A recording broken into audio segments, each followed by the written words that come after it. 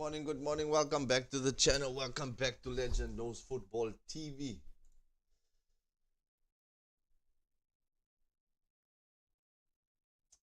Did Dembele deserve to win the Ballon d'Or, guys? What do you guys think? Wow, wow, wow, and a wow. You guys seen that video? Wow, wow, wow, and a wow. Wow, wow, and a wow. And a wow, and a wow, and a wow, and a wow.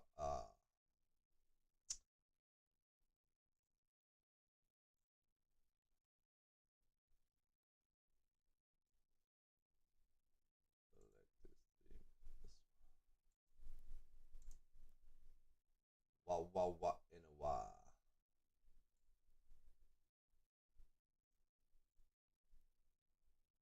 Was it deserved? Did Dembele deserve to win the Ballon d'Or 2025? What did he do to deserve this? You know, with Messi and Ronaldo, we always knew that Messi and Ronaldo had this rivalry, but they had this rivalry because they put up the numbers. They put up the numbers. They they gave us extraordinary football, and they raised the bar so high. Now you see players just scoring 30 goals and winning the Ballon d'Or. It's quite crazy, man. It's insane. Welcome to the channel, guys. Leave a like and subscribe to the channel if you are new. We have to check on. We want to see what the stats were. We need to see the comparison. What was the comparison actually between Dembele versus Lamine Yamal? Is there? Let me check if I can find a photo on the comparison of. Need to start with the Ballon d'Or discussion. Leave a like, subscribe to the channel if you are new. If you are old, you can also subscribe. Wow, wow, wow, and a wow. In a wow, wow, wow, in a wow. In a wow, in a wow, in a wow, in a wow, in a wow, wow, wow, in a wow. That song is stuck in my head, man. Will Garnacho start? Question of the day. Will I get more subscribers? Question of the day. Where is this thing?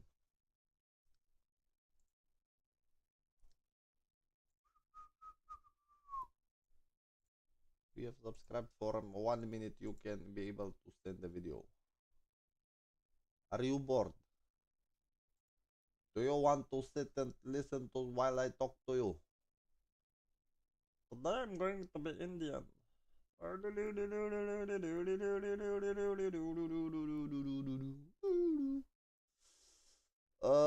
What am I looking for? I'm looking for a comparison between the stats of Lamine Yamal versus Ousmane Dembele. Is there any stats? Are there any stats out there? Okay. This was the stats. Let's just check Ronaldo versus Messi 2016 stats. Is this Ronaldo versus Messi 2016?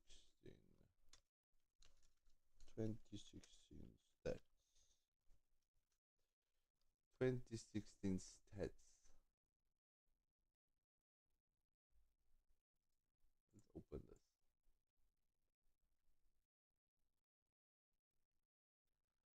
Wow, wow, wow, and a wow. And a wow, wow, wow, and a wow. Guys, Messi is Ronaldo winning Ballon d'Or. Let's see. Where is the thing? Maybe it's in this. Okay.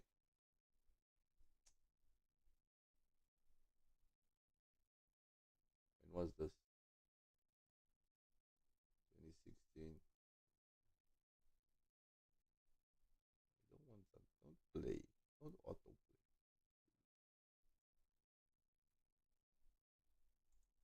UEFA Champions.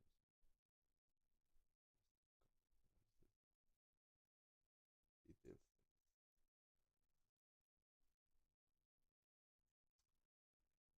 Uh, where is this thing? Check.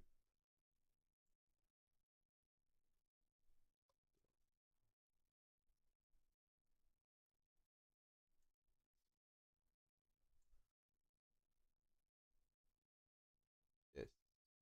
Here we go. But Messi also won 2022, I think. Yeah. He won 2022 and 2016.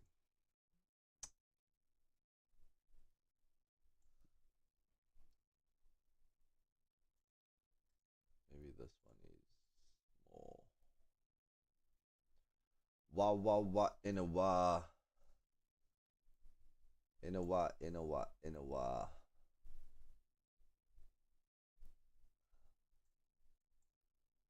Why doesn't it show? I think this one will do. Just having ads.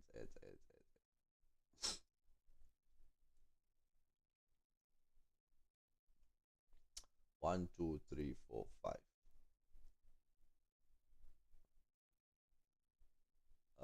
The stats. What are the stats? 2015. 57 goals. 61. 52 goals. Now we need to check Dembele. 20. Wait, let's see when did someone win? Messi won.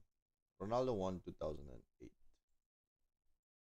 Let's check if 2008 is there. 2008, 2008. 2008, Ronaldo was in the Premier League. He scored 35 goals. Is this thing even accurate? Is this thing accurate?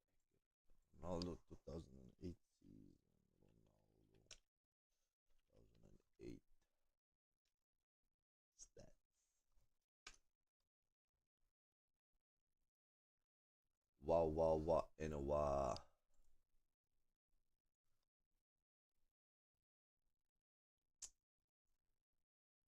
53 games played, 26 goals, 12. Are you sure? Because this thing is showing me something different.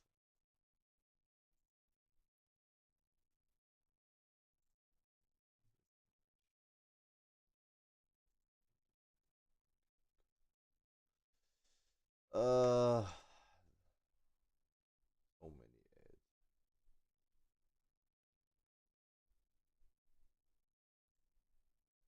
But I want to see my page.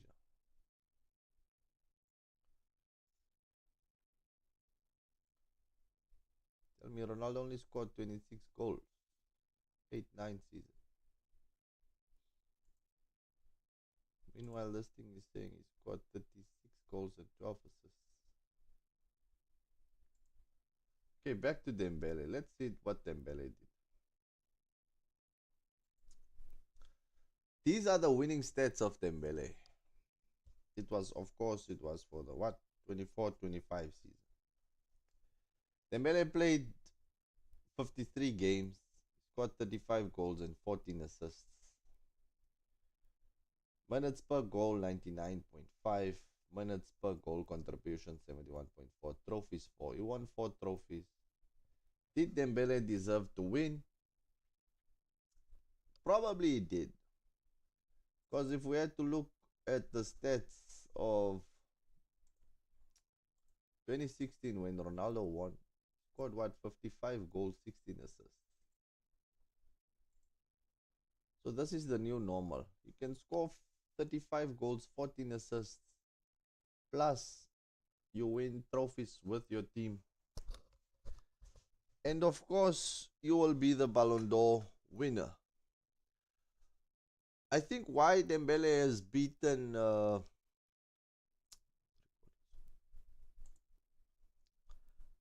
I think why Dembele has won the Ballon d'Or is because of the fact that he won more trophies. I mean, why else would he have won the Ballon d'Or? Because Lamine Yamal also won trophies with Spain and Barcelona, of course. Cole Palmer finished 8th.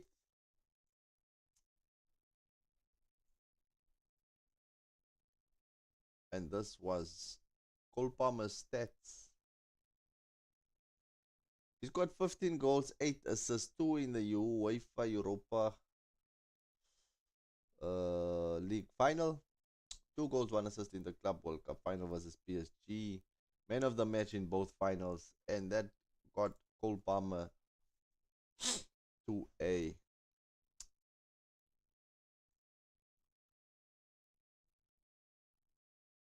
But let's first talk about Ousmane Dembele. Young, talented footballer. Very young. He played for Dortmund. I think he started in France with Rennes. Then he played for Dortmund, and then he went to Barcelona, injury prone, and then he went to PSG. I read Dembele said something about him changing his life, changing the way he sees football, taking football serious, because he was always a laid back guy, like he said in his in his uh, in his tweet or Instagram post, whatever he did. He said that he always after he was a gamer. He liked playing FIFA, EAFC. So he was a gamer, and he always was reluctant to train. He didn't train as hard as he should. He wasn't focused on his career. He was just like the career was almost like a hobby, even though they get paid millions. Now you see this. This is the mentality these footballers have. Not most of them play football because they see it as a job, like you would do it, like you would wake up every day, go to work, and start your day off seriously, because this you're depending on this. This is your way of living. This is the way of making money, making bag. So Usman Dembele was a laid back guy, and I think he also got married after leaving Barcelona. So maybe his wife also played a part in him changing his routine and the way he sees football. And it paid off, guys. It paid off. It actually paid off. Usman Dembele is our Ballon d'Or winner.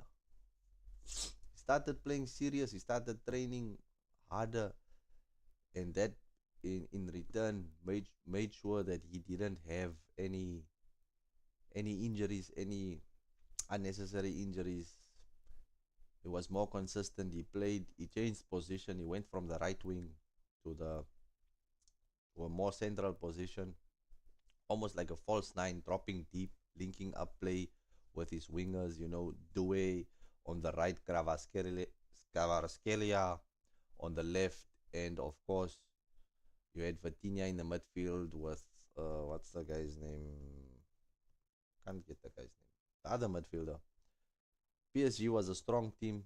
Luis Enrique is a well experienced coach, so he molded this guy. He gave this guy the motivation.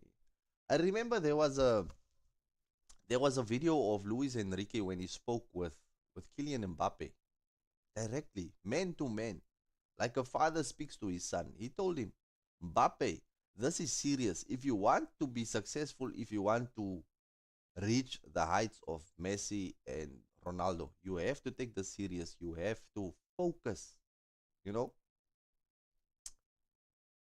And Mbappe was just like, ah. He stood up after Enrique spoke with him strongly, aggressively, with intent, getting through to the guy. Because Mbappe is like a stubborn, he was like a stubborn boy, like a teenager. I guess he was a teenager because he was like, what, 20 years old. And he didn't listen. And PSG gave Mbappe a contract extension, but Mbappe still did not shine. He was almost like an egotistical player who doesn't want to listen. And Dembele came to PSG. Mbappe went to Real Madrid. Dembele came to PSG. I'm sure that Luis Enrique also had a sit down with Dembele and told Dembele, "You have so much potential. You you can be the best in the world, you know." And he took. I'm sure he took that advice. I'm sure like I said, he also got married. Maybe his wife also spoke with him, but he took it. And look where he is now. Dedication, discipline, drive, you know, listening to the coach, listening to your elders. It's even in the Bible, guys. You need to listen to your elders and you will be successful in life.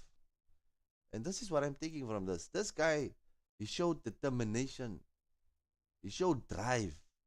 And Dembele's character isn't one of those characters that you can say he's always uh, um, disrespectful on the field, towards the ref. He's also a humble guy. He comes forward as a humble guy. So well done, man. Well done to Dembele, Ballon d'Or winner. You know, he he did his family proud. He did. He showed the world that he can. He can. You. He showed the world that you can bounce back when you fall. You don't stay down. You get up and you move. We only live once, so we need to make the most of it. And this guy has reached the heights, man. I mean, Haaland, Salah. I don't know. It's Haaland, Salah. Of course, Lamine Yamal is there. Who else is there that I can say off the top of my head? Vitinha is third, but we saw in the Messi Ronaldo era, a midfielder to win for a midfielder to win a Ballon d'Or is not easy. It's not easy, guys. You really need to. You really need to shine. Iniesta and Xavi, they were they were one of the best midfielders you can ask for, but they couldn't win the Ballon d'Or. I mean, name a midfielder in this generation that's better than Iniesta that you would choose over Iniesta and Xavi. No one. No, there's no one. But there's no one in today's generation that I would choose over Xavi and Iniesta. And I'm sure if Messi and Ronaldo were still playing, Dembele would not have won this award. So, right place, right time. Lamine Yamal shouldn't be too disappointed because he's still young. He's only 18 now, 18 years old. He has enough time. He has enough time to compete for this thing. So he will definitely, if he continues playing the way he's playing, staying disciplined, staying true to the job, not getting lost in the world, unnecessary distractions. Lamine Yamal will definitely retire with one, if not two Ballon d'Ors. The Ballon d'Or criteria is not about, you know, you have to win trophies, of course, but the individual brilliance isn't, You don't need to score 60 goals like Ronaldo and Messi did every season. Those two were just insane. They were aliens, monsters, out of this world, you know? So, Lamine Yamal will definitely uh, get a Ballon d'Or. Kylian Mbappe is seventh, but I think the way he's performing now, I think he's coming. I wouldn't be surprised if Kylian Mbappe actually gets that golden ball next year. As for Dembele winning another one, uh I don't see it. I don't see Dembele winning another Ballon d'Or. I think this was his this was the ceiling. All the stars aligned for him, and it is what it is. That's that's the end for him. He can't get any higher than this. This is his career. This is what he's going to retire with. And we need to talk about Vinicius Jr.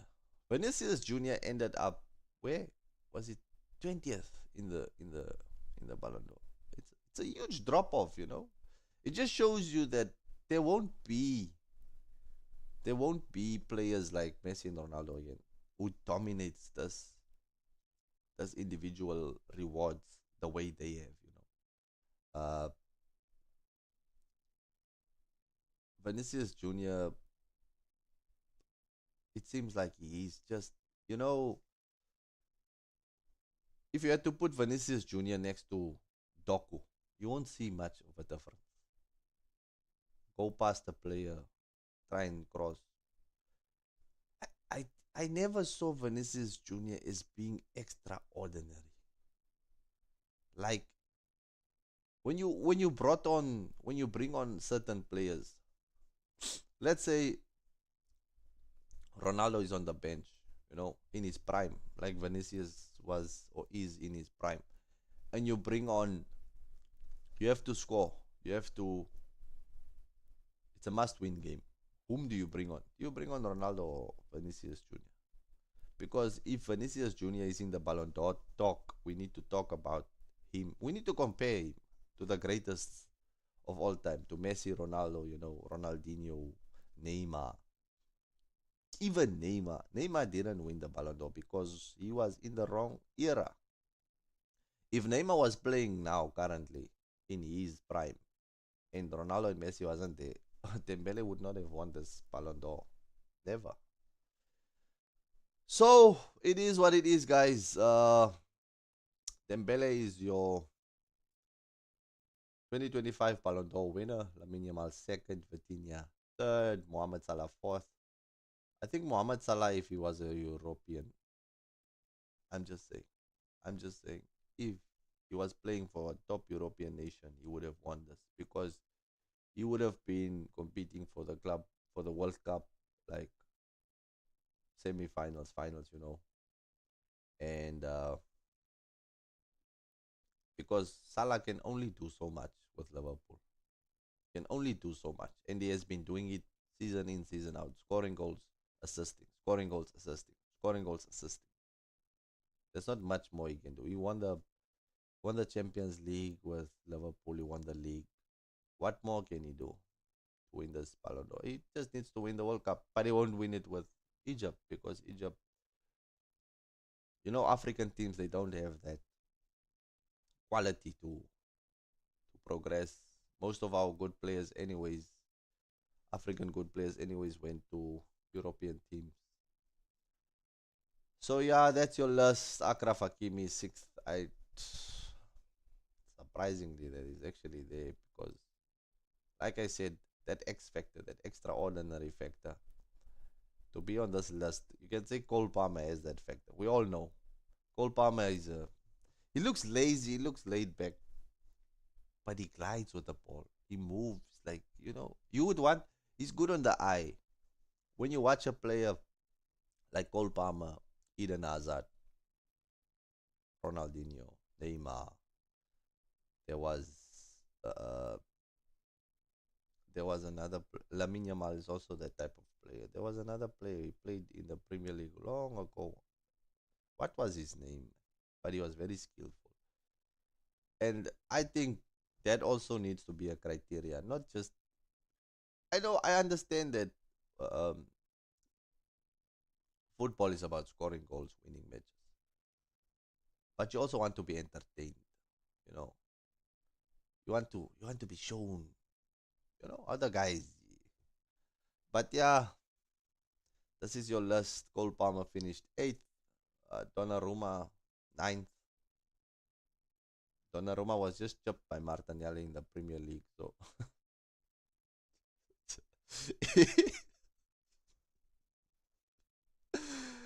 oh, him finishing ninth is actually funny, man. Like, how do you finish ninth? Okay, this was last season's rankings.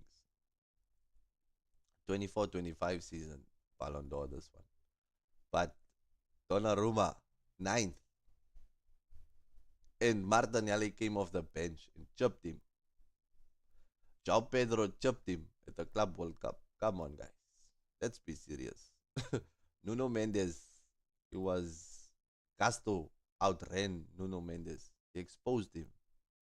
But the guys did. It's just funny, man. It's funny. It's actually funny, guys.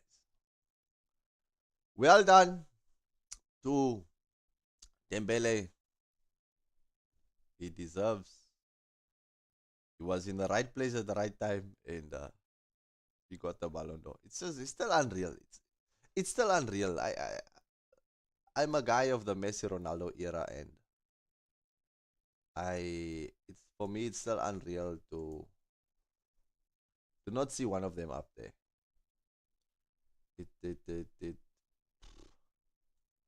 Let's see what he said. Ousmane Dembele on winning the men's Ballon d'Or. It's been an incredible year with PSG. It's exceptional that Ronaldinho is handing me this title. Ronaldinho looks young here. I think the guy got his hair dyed. I think everyone at PSG, President Al Nasser Al Khalifi and Luis Enrique are both like dads to me. That's what I said in the beginning of the stream. I am sure that Luis Enrique spoke with Dembele and told him, like a father speaks to his son. I'm sure he took him to one side and said, Dembele, you have the potential to win the Ballon d'Or. Do not mess this up. And Dembele listened, and look where he is. He's standing on the stage. He had the golden ball. I also thank all the clubs that I played for. Dortmund, Rennes. I think he started at Rennes and then he went to Dortmund. When Dembele was playing at Dortmund, I never knew that he was a right-footed player. I always thought he was left-footed, but he's two-footed.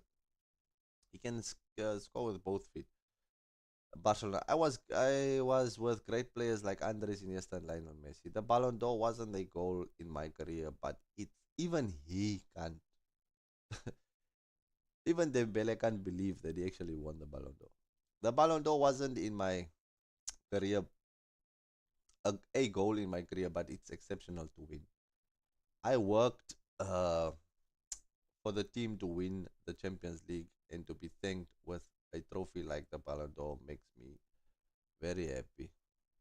But I just want to find out is the Ballon d'Or is there not like a FIFA best player and then Ballon d'Or on the one side?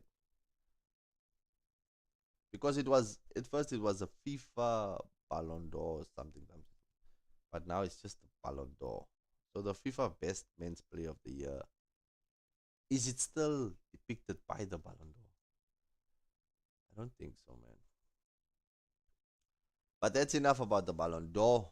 Let's start talking about uh, Maresca. You know, where was that thing? What did Maresca say in his press conference yesterday? See if we can find a summary.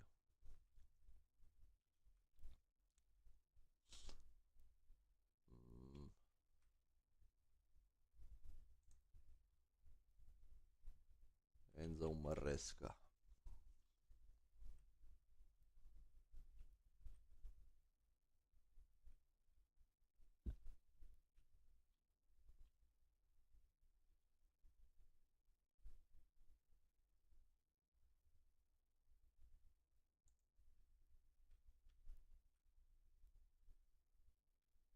Mm-mm-mm.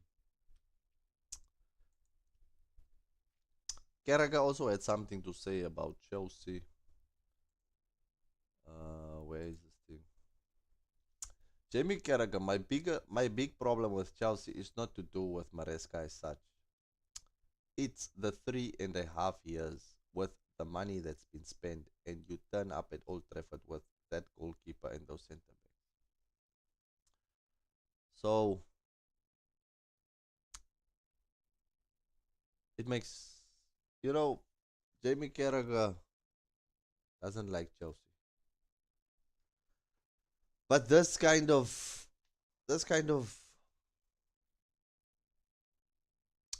I agree with what he said. I was also thinking, like, how did we spend so much money and still lack so much quality? And it's not like we've been spending 30 million, 20 million. We have been spending hundreds of millions.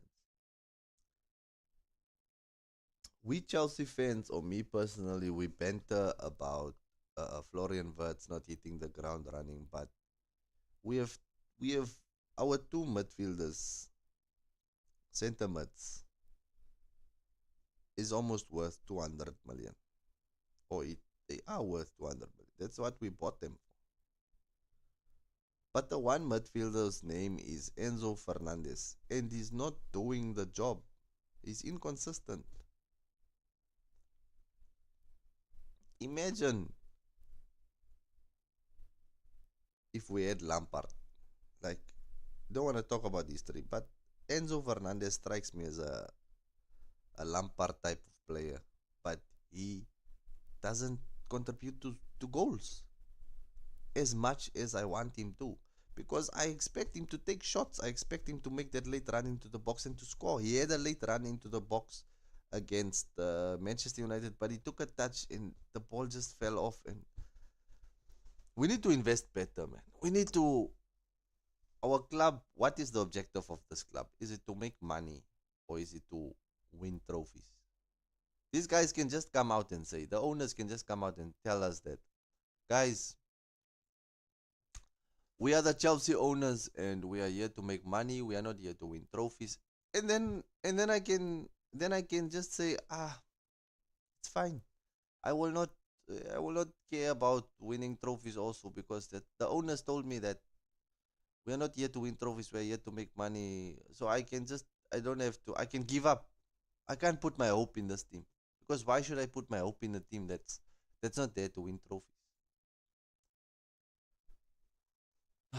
Let's see, what did Enzo Maresca say in his interview yesterday.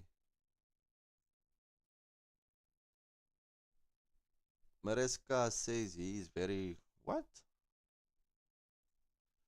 Maresca says he's very worried about Chelsea slipping up tomorrow in this type of game, but there will be some academy in the squad. Maresca says he's very worried about Chelsea slipping up in this type of game. So he's worried. I don't understand. You're worried, bro. Why are you worried? Why are you worried? It's crazy. Oh my days. Oh man. Okay, that was that. Let's see what Maresca said even more.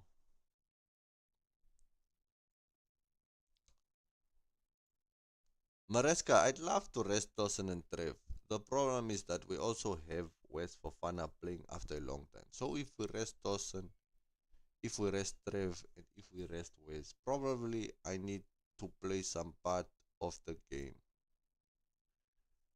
We don't have defenders, so some of them need to play. It's quite late. It's kind of late. It's it's actually late to say that now. It's actually very late. It's it's late. How can you say explicitly now? How can you explicitly now say that we don't have defenders? When the transfer window was open, you did not say that. You did not say it. You were leaving hints and tricks and what and who and where. You were supposed to say that time. You were supposed to say that time. We don't have defenders. I need to sign a defender. Why didn't you say it explicitly? Why are you saying it now, Enzo Maresca? Come on, guys. Come on. If they fire you, you have a lot of money, bruv. But speak your mind like Antonio Conte did at Tottenham Hotspurs before he left. He spoke his mind. He said what needed to be done at the club to be successful. So what you need to do is speak your mind. You're a man. You're a grown man, bruv. Don't understand these coaches sometimes, man. They don't wanna. They don't wanna say what needs to be said. You're a coach. You were a player once. You know how it feels. You know what drives you. You know what your objective is. It's not money. Your objective is to win trophies. So come out and tell the owners, my name is Enzo Maresca. And what we need to do at this club in order to be successful is buy player A, player B, player C, player D. And then after, we will be successful. Don't just sit there with your mouth closed like a puppet dingling on the strings. Anyways, let's continue, see what he said more. He said further, we have a meeting with medical staff to discuss the best solution for Cole Palmer. So what I've heard so far is that Cole Palmer might have to go for surgery, so we can actually start thinking of the fact that we might not be having Cole Palmer in the squad for a very, very long time. But I think it's best for him to go for surgery because carrying an injury, how long? And the longer you carry this injury, the longer you take those injections just to numb the pain. In the background, the injury is worsening and worsening and worsening. And later, it won't be, even surgery won't be able to fix you. So go for the surgery. Stay out of play. We signed Estevao. I think Estevao can be a creative player. Not to say he's going to be on Cole Palmer's level. We don't know on what level he's going to end up on. But as of now, Cole Palmer knows the league, knows how to play with the squad. He's the guy that provides the goals and the assists. So it will be a big miss, but someone needs to step up. And Cole Palmer needs to go for surgery. And that's what I want. I want him so that he can come back 100%. 100%. And we need to find a way not for him to get injured in the future again. Of course. You cannot have your most important player being injury prone. Hazard wasn't injury prone. And that's why he had so much success with us. What did he say again? If Liverpool continue in this way, I think it is possible to catch them. What? Not just, I think it is possible. Not just for us, but for all clubs. They have been doing fantastic job. This is a contradictory statement, man. If Liverpool continue in this way, I think it is, it is impossible. Of course. No one is catching Liverpool. Liverpool is gone. Liverpool is gone. Here's a few more words on the players that have decided to buy, show they have intention of the club to go again for the Premier League and the Champions League. And that's quite clear. Yep. Not the players that we bought. We bought one striker and we sold all the rest of them. Here is someone talking on the surgery that I referred to. I would be surprised if Palmer doesn't take up surgery option at some point, perhaps even very soon. They want to exhaust all avenues before taking collective, but it's not looking good as it is. Palmer just needs to take the surgery, guys. We need Palmer to take the surgery. It's an investment for the future. We don't need to think about it now. Now we are trash. We are trash at this point in time. And Doesn't help to have Palmer while we are still losing. So it's a lose lose for us. It's a lose lose lose lose. Palmer will be injured even longer if we don't give him surgery. So let's just solve the problem now and invest for the future. You know. But that's it. That's how the cookie crumbles. But now I want to talk about uh,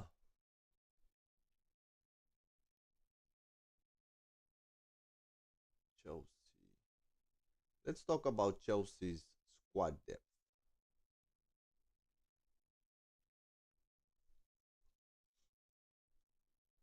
Mm,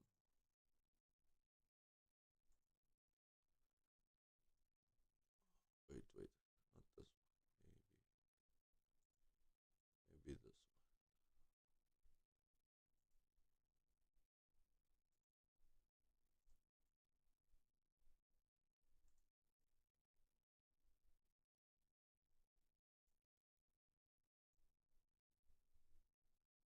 Let's talk about Chelsea's squad.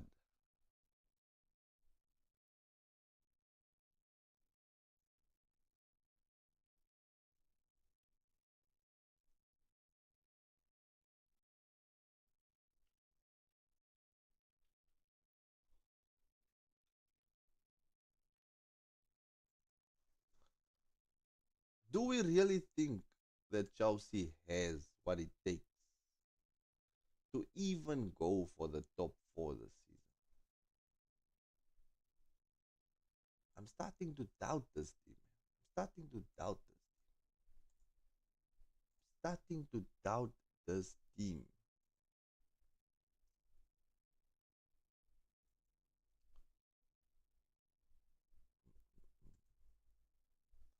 So this is our players. This is what we have. We have Sanchez, Jorgensen. I don't know. Is this Lolina player still with us? Cucurella, Tossen, Badiashil, Colwell, Hato. Colwell is injured. Hato, Chaloba, James, Casto, Fofana, Achiempong, Fernandez, Esugo, Santos, Caicedo, Lavia, Neto, Delep, Palmer, George, Esteval, Buenanote, Mark, Garnacho, and Mudrik. Mudrik is still on our books. Interesting to say the least.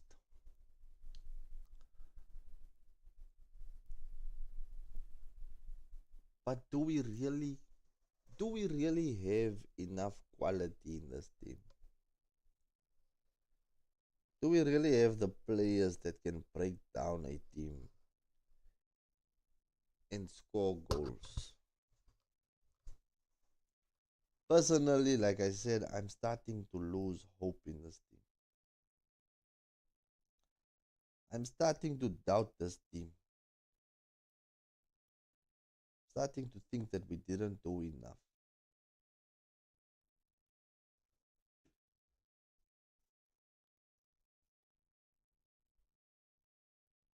João Pedro has been scoring goals, but he seems also to be.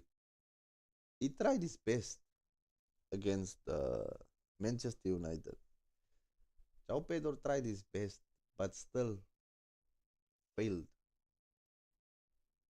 because not failed personally, but his efforts were in vain because of the fact that the players around him they don't show quality. Caicedo is a defensive player. His he his job is to win the ball back and give it to a creative player, and the creative player then further builds up play, and in return we create an opportunity to score a goal. So Caicedo being our best player doesn't the, the play doesn't evolve into a goal directly from Caicedo. I know he took a shot. Was it against Brentford? He scored. Fine, individual brilliance. But it won't happen every week in, week out. It won't happen week in, week out.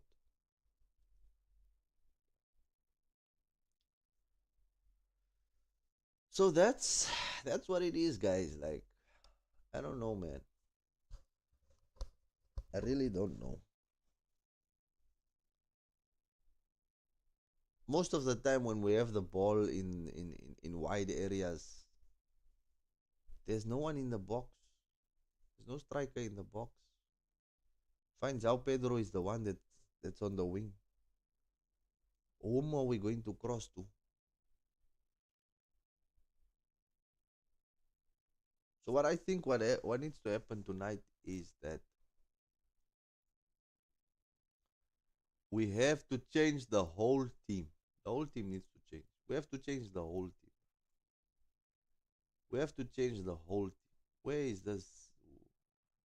I think Pong even needs to start. Maybe he can start with Dawson. Hato needs to start. Jorgensen obviously will start. Jorgensen. Jorgensen.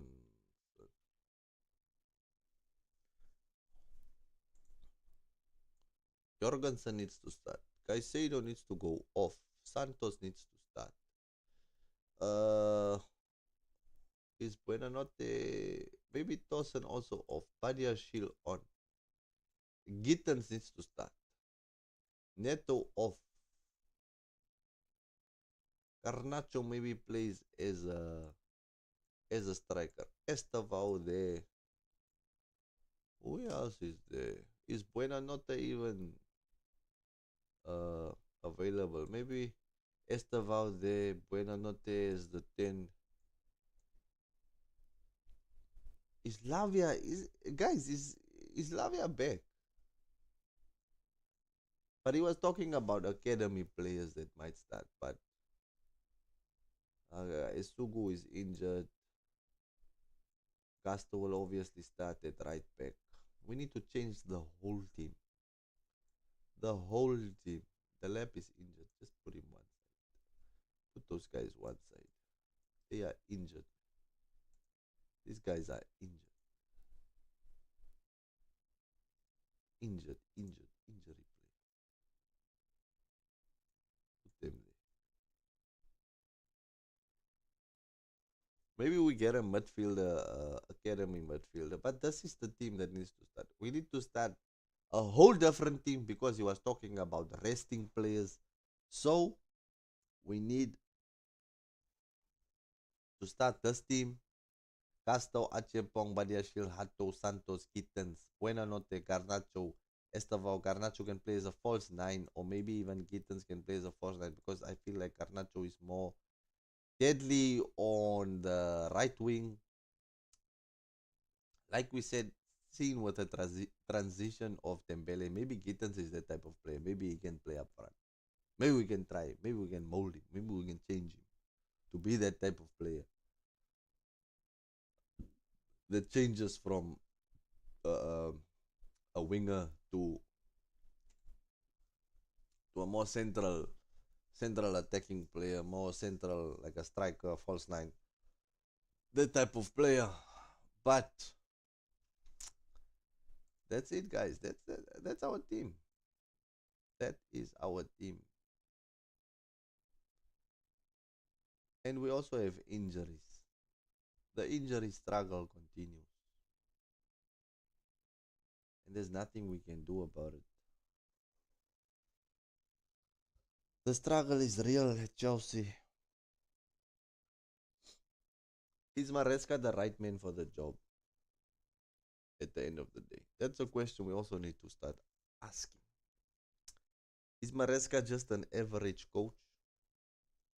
I mean, he brought Leicester City to the Premier League. He got them promoted. But Leicester City was already a quality team. They already had a style of play. I don't think Maresca changed much in that Leicester City team. They still have that core of knowing how to win. I mean, Jamie Vardy was still there. sure he had a great influence on the players, even if it's newer players that came in. So yeah, let's hope for the best. Let's hope Chelsea can get the job done convincingly tonight. Convincingly, because this Lincoln team, is it Lincoln? What's their name now even? Chelsea. Just check. It's Lincoln City.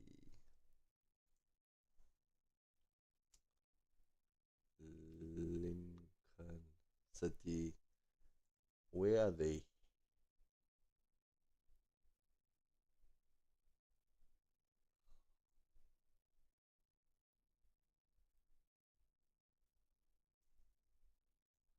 Are they a second division team? Third division team?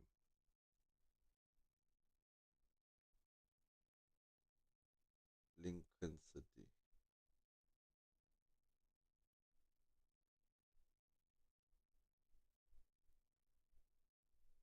Ah, they play in the championship. They are a championship team, so we can't write them off. We can't write off Lincoln City. So maybe we shouldn't make so many changes because it seems like Lincoln City is a good team. And they're going to come with drive. They're going to come with intent. But I also want us to rest Caicedo. We need Caicedo to rest. Maybe James goes in the midfield. Maybe James goes in the midfield and then Caicedo rests and Castro plays on the right wing. When are not their kittens? João Pedro also needs to rest. We can bring on the big boys in the second half. That's what I feel like we must do. We can bring on the big boys in the second half, and uh,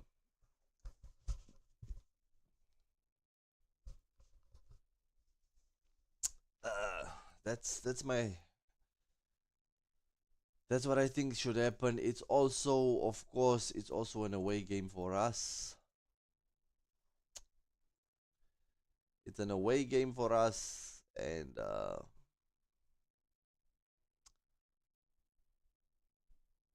I'm nervous. I'm nervous, guys. I am nervous for tonight's game. I am nervous. Will it be another Grimsby story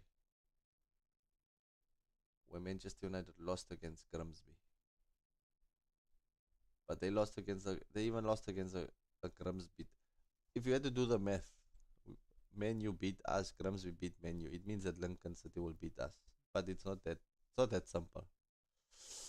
So I don't know, man. I really don't. Hopefully we can win. Get back to winning ways, or maybe I should also start the challenge of not cutting my hair until we win 5 matches in a row. Back to default settings. On to the next topic, of course, is that can anyone stop Liverpool? Can anyone stop Liverpool FC? That is one of the biggest questions. Will anyone stop Liverpool?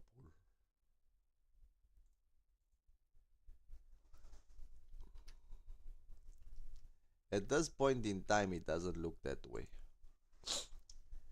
And the fact that Liverpool has not even reached their full potential yet. Liverpool are still in second gear. They still haven't moved up a notch.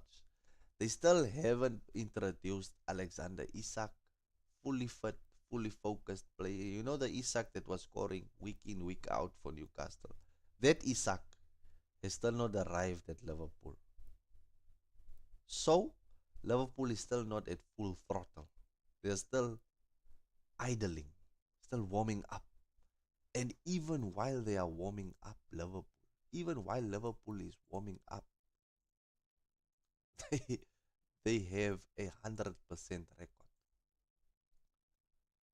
They have 100% record while warming up. I know the I know since day one.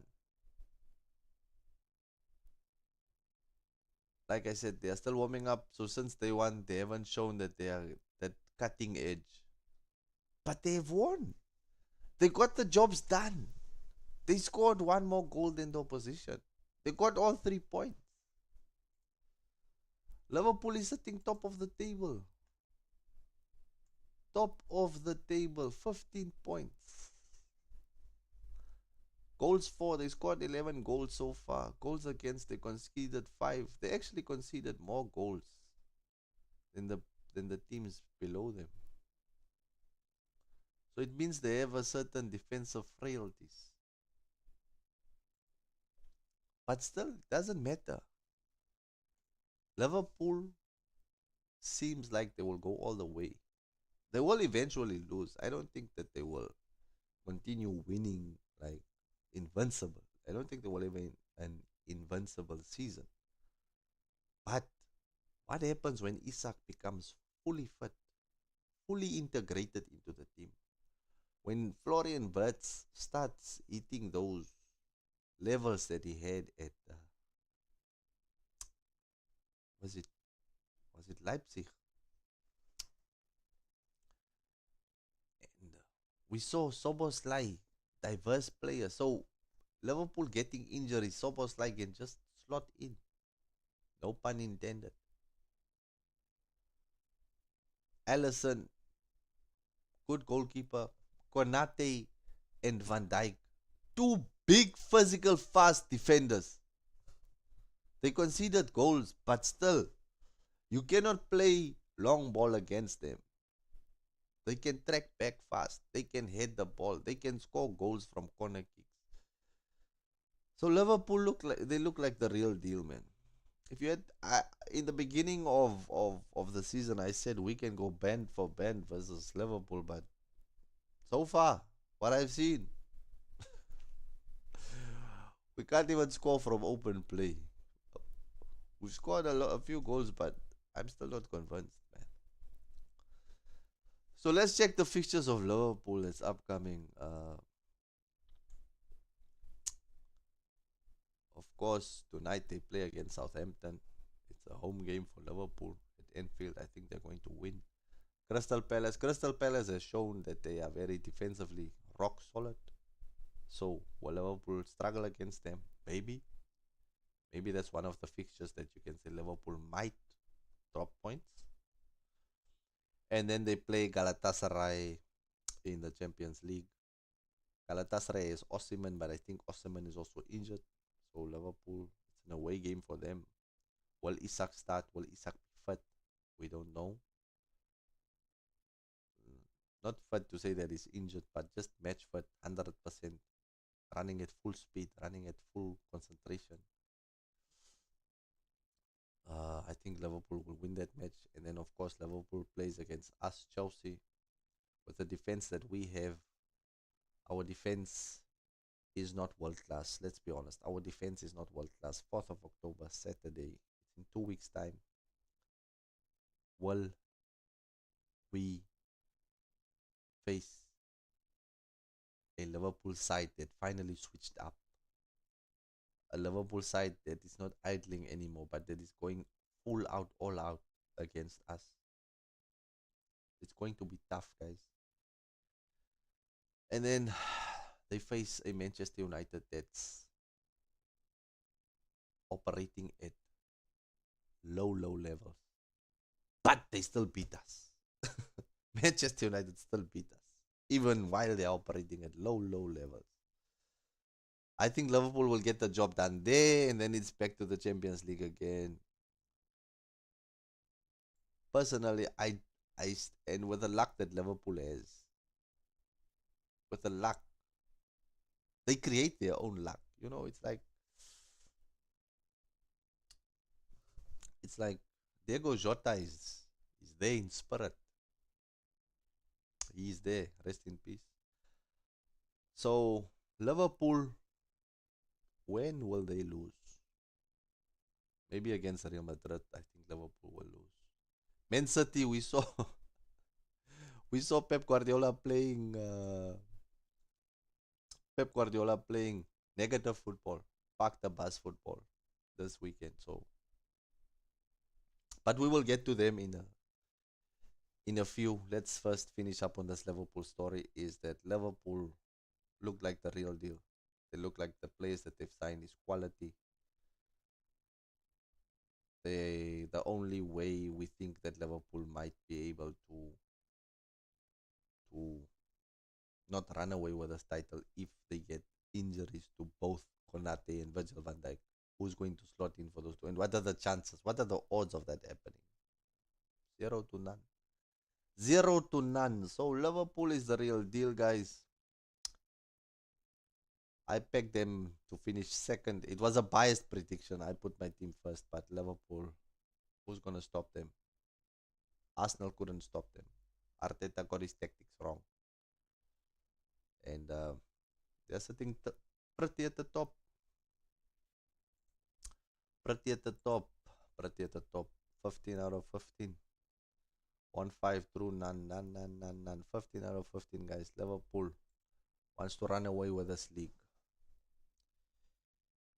Now we need to check on none other than, who's that? Manchester City, guys.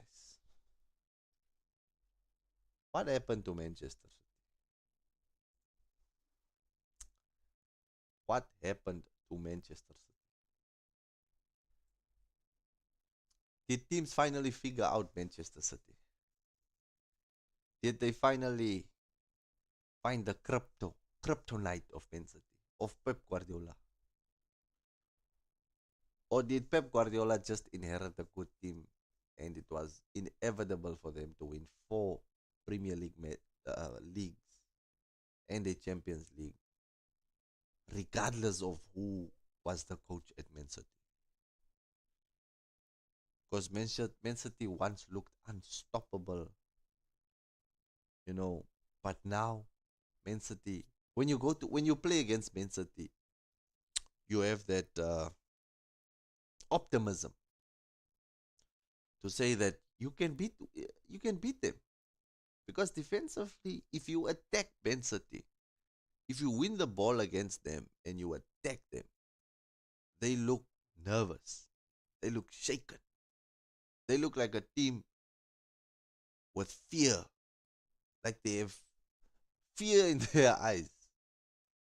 Man City is 9th in the league, guys. Man City is 9th in the league, and it's not looking good for them. They played against Man City is 9th. So far, their record is drew the first game, won the second one, lost, won. What? Am I won? Drew? Did they not draw with Arsenal? Am I? Oh, what's happening? What am I seeing here, man? What am I seeing? They drew first. Why is that thing saying they won? They drew. Come on. Fix your thing. They did not win. They drew. They drew. So Manchester City is in shambles. Let's look at their fixtures. Let's look at Man City's fixtures coming up. They are playing tomorrow against Huddersfield and then Burnley. Burnley showed good defense against Liverpool, but were undone by a handball, of course, in the last minutes of the game. But if Burnley can defend the way they defended against Liverpool, if they can defend the same way against Man City, I think that Burnley can get points, because Burnley also knows how to score. They almost beat Man United, but I want to say we can't take Man United serious. But Man United beat Chelsea. They beat Chelsea. They beat us. They finished us. So the fact that Burnley actually scored from open play against Manchester United means that they can actually score from open play against Man City. Although we see that Haaland is in red hot form, maybe Burnley can get a draw there at Man City. You never know. You never know. You never know. But I think Man City will win that. Let me not talk nonsense. Monaco. How's Monaco's form? Let's check. AS Monaco. How are they doing these days? Monaco can score. Monaco is a team that can score. So Man City better watch out for this game against Monaco. Because Monaco has been winning high scoring games. High scoring games. So I feel like maybe Man City will lose here. And then where's the full schedule? Brentford, Everton, Villarreal, Aston Villa. Good luck, Man City, Bournemouth, Dortmund. Man City is at that point where they need to score more goals than the opposition in order to win a game. So we see Man City as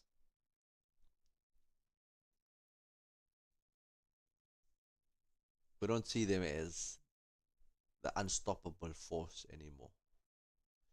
Especially with what Pep Guardiola showed us this past weekend, that he knows that his team is not what they were anymore. So he's trying to park the bus, not play attacking football anymore. Because Man City used to play from start to finish attacking football, no defending, getting hold of the ball, passing the ball, out passing the and not just passing the ball, but moving the ball forward progressively with intent,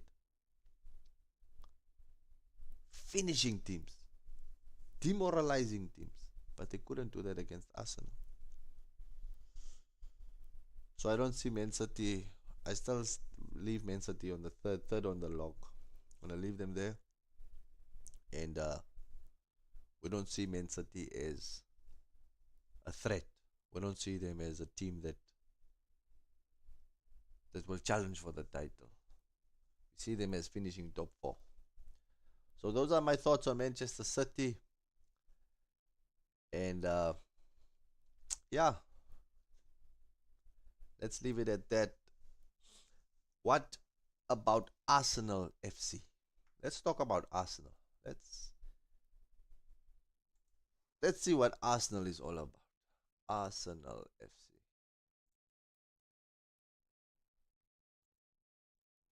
Let's check out Arsenal's fixtures and Arsenal's squad. Arsenal FC squad.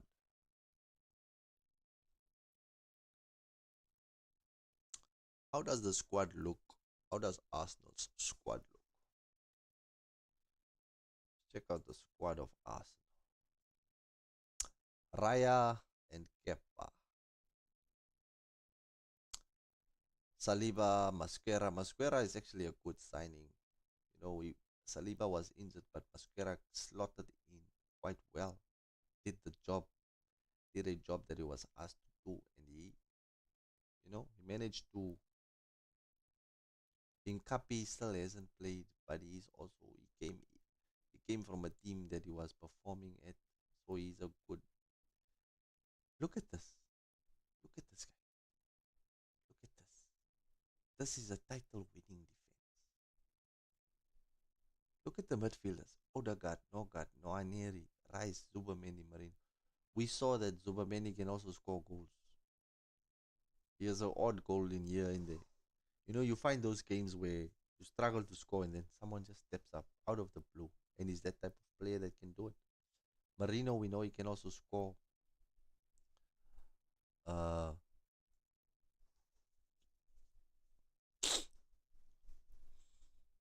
we know that Rice also has a goal in him. Defensively, Rice is more their defensive player, but I think Zubamendi was signed also for those reasons. Look at this midfield, guys. Look at the attack. This guy can score. I don't know where this guy is. I haven't seen him in a while. Is he still injured? Is he still at the club? Eze was signed. Eze gave the assist against Man City. Eze can break down a low block. He's that type of player that can see a pass, and that's what he did. Man City played the low block, and Eze broke them down with a one single lob pass through to Martinelli that came on. Martinelli seems to be evolving into an impact player, not a starter, and that's a good card to have up your sleeve as a coach. You know that when things are not going well on the field, 20, 20 minutes left, you bring on this guy. It's like that Wilson guy for Fulham. Fulham coach knows that if they bring on Wilson, he's the luck just with him. Comes on, quality finishes, scores, Fulham wins. So Martinelli is becoming that type of player now. Gyökeres still hasn't reached his full potential. Havertz also needs to come back, also has a goal in him. Madueke seems to be reborn. He's playing with intent, with purpose, though it's not resulting in goals. But I think that Madueke can contribute to this Arsenal team. So Arsenal actually has a good squad. No excuses for Arteta. Arteta has no excuses this season. They need to win the title. Will they win the title with the way Liverpool is playing? We don't know. Because they didn't show that against Liverpool. When they played against Liverpool at Anfield, Arsenal did not take the game to Liverpool. Arsenal did not take the game to Manchester City. They played a bit cautious, when you play cautious. And Arteta needs to stop that. If he wants to win the title, he needs to stop playing cautiously. There's a time to play cautious, and then there's a time to just attack.